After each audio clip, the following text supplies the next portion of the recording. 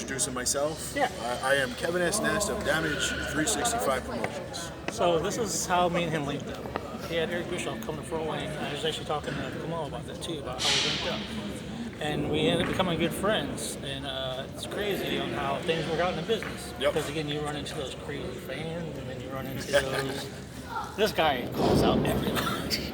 If he sees that you're smutty or If you're screwing up the business and making my job 10 times harder to prove that we're not all like that, then I'm calling you out. I've seen it several times. I want to also thank you for complimenting me in that Eric Bischoff video that you had with the virtual thing. I'm surprised you remember that too. I'm still young enough not to lose my memories. Right, for sure. Now tell me a little bit about your promotion and how you got started and what do you do? We got started. I'm originally from the retail field. I also worked for Major League Baseball for almost a decade. I was also with the Staten Island Yankees until they lost their affiliation last year. And 2012, I decided, let's start not a podcast. Let's start a live radio show.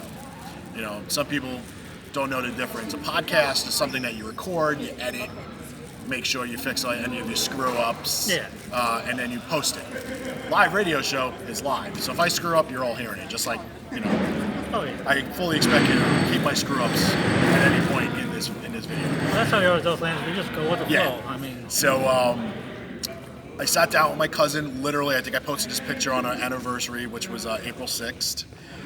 Over 2 slices of buffalo chicken pizza and 2 laptops. Didn't have external microphones, didn't have podcast microphones. We had nothing. It was just literally 2 laptops, a couple slices of pizza, and we found a platform to use. It was like 30 minutes free. Went on. We were talking baseball, football, hockey, and then the last 5 minutes was wrestling because WrestleMania was the next day. yeah. So we just started doing our predictions. We put it up there, fully expecting absolutely nobody to listen to it, and then everybody was listening to it. And I was just like, damn. I'm like, as bad as the audio was, too. So we were playing music, and it's feedback. Yeah. Because it's playing through the laptop speakers, but going through the laptop microphone. So it was just a disaster.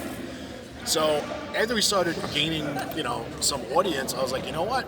I started buying the equipment, doing it the right way. Then I paid for the subscription to extend our time period that we could do the show. And it went from a half hour talking wrestling for 5 minutes to 45 minutes talking about wrestling to 10 minutes to almost 2-hour shows talking about wrestling for 2 hours. Oh, wow. So, so it kind of morphed from there. We had all types of guests, not even just wrestling. We had former baseball players on. We had celebrities. We had the Bill Dwyer.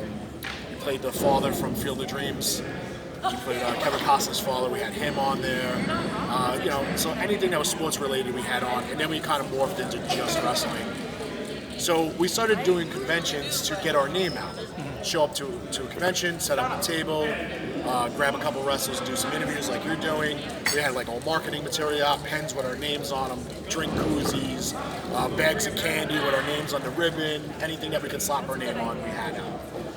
So, I'm watching all this going on. This is late 2012. I'm watching all the things going on, all the wrestlers walking around saying hi, and I don't even remember who I spoke to, whoever was sitting next to us, and it was asking, how does this work? And they explained how the whole convention scene worked, and I was like, we could probably make a better name for ourselves if we actually brought a wrestler in under our banner, sitting at our table.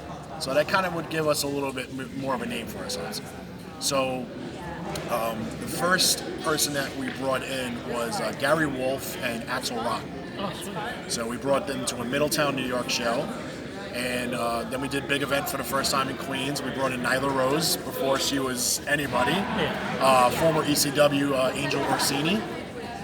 And then it just took off from there. And I guess our first big name guest was that same year at Legends of the Ring. We brought in Justin Credible and Cowboy Bob Orton. So and then we kind of just got away from the radio side of it at the shows and just stuck to the wrestling side of it, and continued to do the radio show all the way up until during the heat of COVID, I was doing like COVID interviews during the week, interviewing wrestlers to see how they were coping with the whole COVID situation, staying safe. They picked up any new hobbies while they were in quarantine, any advice they can give fans, especially the ones that were like very athletic and physically fit and going to the gym all the time, what they were doing to help people at home that couldn't go to the gym, to keep themselves active. So yeah, but then the radio thing with me, as far as doing the show, we're not doing it anymore.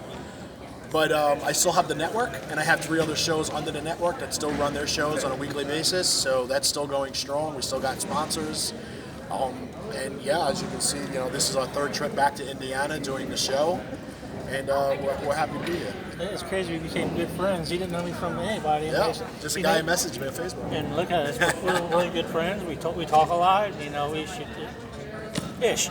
Yeah. I gotta keep it kid friendly. But before we go, anything to say to the fans that's watching Heroes and Legends? Say that one more time. Anything to the fans? To the fans that's here coming in. Look, I thank all the fans that come out and show their support to independent wrestling, to all of us, our business owners that do this. As many people know, this is not a hobby for me. This is what I do for a living. This is my business. And I take pride in it, and I take pride in my customers. And anybody that purchases from us, I thank them, and word of mouth getting us new customers, and I appreciate it. I appreciate Jason Maples for putting this together again and taking a chance and bringing the Yankee down from New Jersey to do his show. And it's a good time. Jason and I did the same thing. We just started talking on social media, and he was like, hey, why don't you come down and do my show?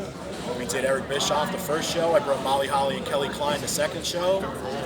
Today we have Allison Kay and Kimona, and who knows if there's going to be a second show this year. I don't think we know that yet. But and I'm waiting for him to do his Tennessee show. Yeah, I can't wait for that. Dude, I can't wait because I want to go to the Titanic Museum in Pigeon Forge. I'm a big Titanic mark. Yeah, that's and I'm doing wrestling, but I'm a mark for the Titanic. Sometimes you gotta have enjoyment out of wrestling. Oh yeah. Thank you for watching those things. By the way, here's the banner. Thanks, guys. Visit us, d365promotions.com, for all our signings, virtuals, and otherwise. Appreciate it. Thank you very much, guys.